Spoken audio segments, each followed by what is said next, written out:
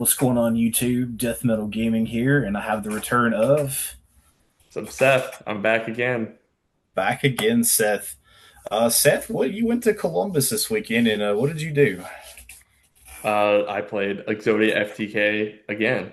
People may know that I played Exodia FTK at the Richmond Giant Card event, got second, and some points were added, but I was able to play Exodia FTK again in the Genesys main event at Columbus, and I got top 32.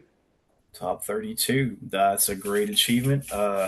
Seth, you want to just take us away through your deck and kind of explain some of your choices and walk us through it?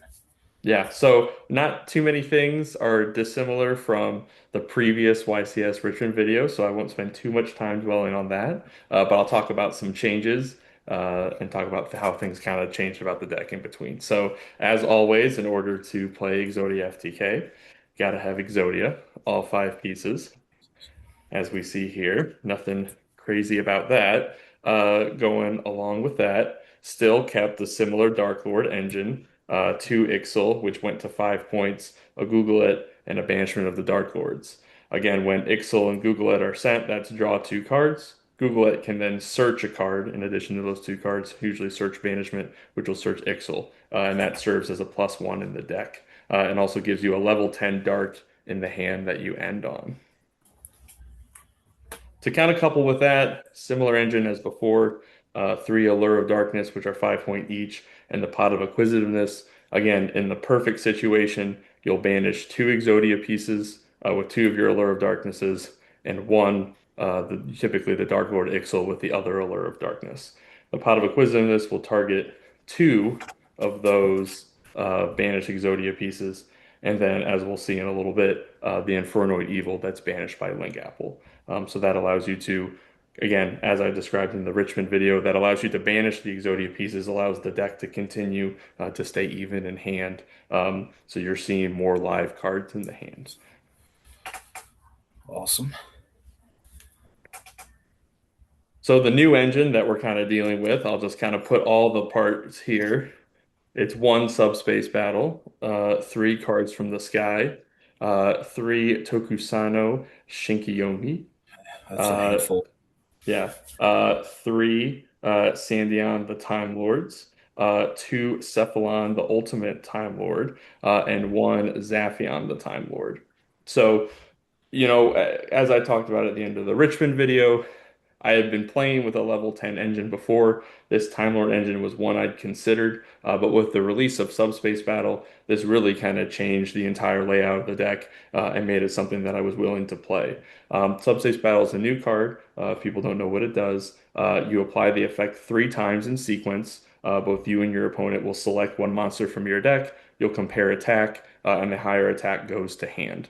The other one is destroyed, and neither player can use the effects of their respective monsters. These five Time Lords, the Light Fairy Time Lords, are level 10s, and they both have 4,000 attack.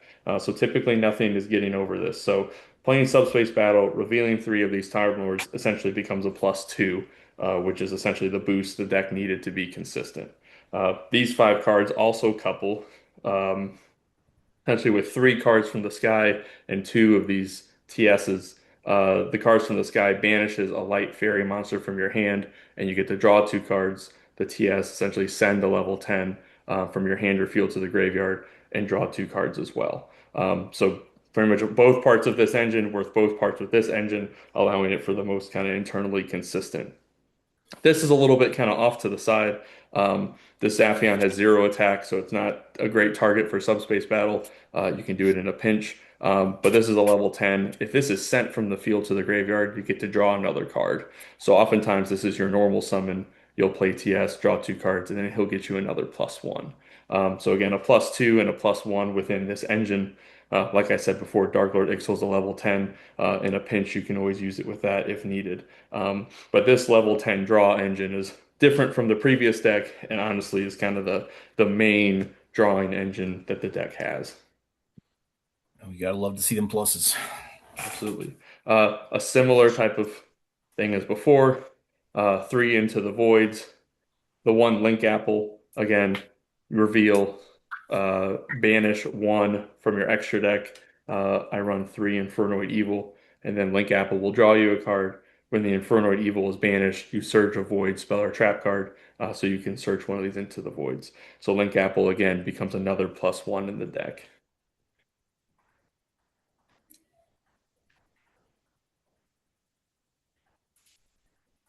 Some other kind of important draw cards. Sandwich Day, a newer card from Maze of Muertos. Pay 200, draw a card. Reveal its attribute. If it's a monster that doesn't match an attribute in your graveyard, you get to draw an additional card. If a monster that does match an attribute, you have to discard a card.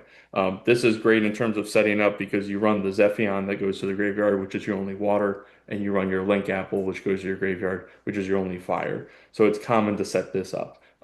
With Subspace Battle, you'll clear your deck with lights pretty consistently. So once you know that, really the only interference this often runs into is, Dark Lords and Exodia pieces, but still at the end of the game, uh, it's still, if you know you only have spell cards left, this is essentially a 3-point Upstart Goblin. So as long as you're managing things correctly, you can try to get this to be a +1, but it should always really be a +0 unless you're in a really bad bind.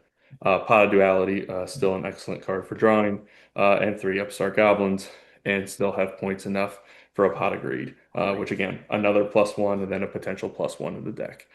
So between the Dark Lords being +1, the Subspace Battle being +2 is, a total of +3. Link Apple puts it to +4.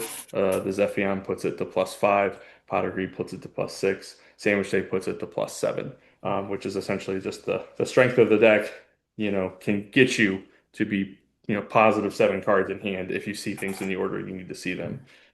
Which leaves kind of the cards that are ultimately minuses in the deck.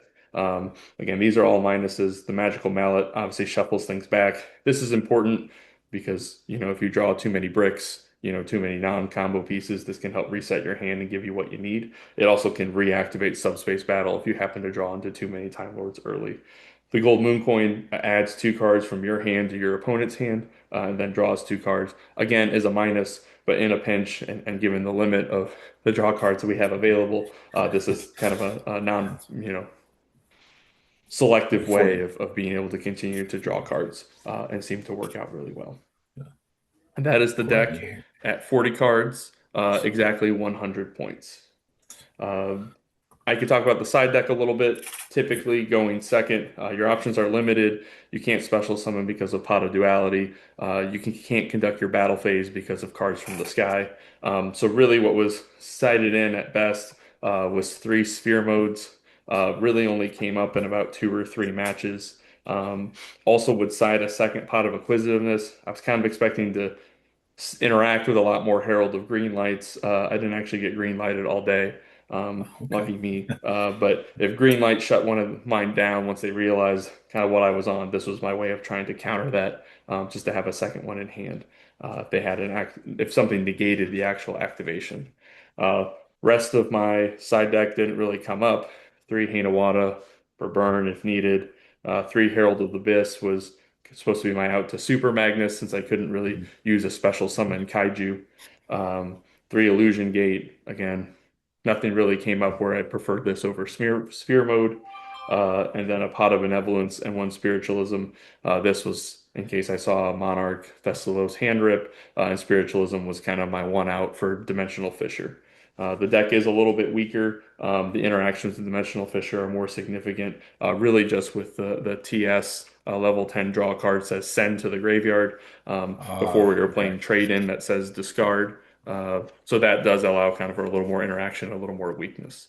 Um, but overall, I was very happy with the day. Ended up going 7-4. I believe I beat second place final finisher, and I lost to at least 2 people who finished in the top 10. My losses, really 2 games came down to just bricking when I was going first. My opponent really didn't have to do much.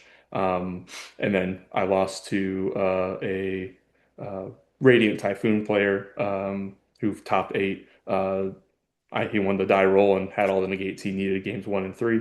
And then I lost my last round on the bubble. If I won, I think I would have made top 8 with tiebreakers. But it was to Cool Tune who won the dice roll and set up what they needed to have perfect knowledge, and ended up winning the duel that way. So I think the deck performed extremely well. I definitely got lucky at the times that I needed. Would have been nice to win some of those games going first and been able to make it to top eight, but I'm very happy with my finish. Um, And sounds like you had a good run, a little bit of luck, and a lot of bit of skill. Yeah, I'd No like luck. to give a shout out to everyone back in West Virginia that was rooting for me. The West Virginia Edison group, the guys in Beckley that supported me all the way through. I'd like to give a shout out to Brian and my brother Ian specifically for supporting me there at the event. And then I'd like to give a shout out to my Yu-Gi-Oh mentor Brandon. He taught me a lot that I know, and I'm happy to answer any questions that I can possibly about the deck or anything else you think would be of help to your viewers. Um, well, I know you talked about looking at the level 10 engine, the subspace battle. So that's basically when you decided that was the moment right there that this is what you're going Yeah, to take and pilot. absolutely. I looked at a couple other engines that were still present. Things like the Assault mode engine with Assault teleport. Some water engines with Moray of Greed, but they were just too inconsistent. And then this deck was okay. I think it was probably the best option that I had remaining. But then when this got announced that it was being coming over to the TCG, seeing this card was really what helped me because even if you added some Time Lords that you didn't have the draw spells necessary for, even just playing this, thinning your deck, playing Magical Mallet still felt like a +1. And you can kind of rework your hand for the combo pieces that you need. So just seeing that kind of big rush of advantage, there was very clear of the games where I drew Subspace Battle early versus drew my Subspace Battle late. Drawing this early essentially felt like, I gained way too much advantage. I just wasn't going to lose that game. One small thing, which I don't know how much of a difference it made, but I got to see what my opponent was running. Oftentimes I found at Richmond that I would go first, I win the duel, and I go into second and game two, and I would have no idea necessarily. I was just siding blind pretty much almost every game. This allowed me to at least have some idea of what my opponent was sending to graveyard would give me could give some indication about what deck they could be running, which at very least could help my side a little bit here or there. A lot of people sent some dimensional shifters, which helped me keep in mind that's something I might have to play around game two and three. So that knowledge, while I can't exactly put my finger on any decisions I made differently, felt a lot different playing through in Columbus than it did in Richmond. Awesome. And no other changes you'd make for at least for this event.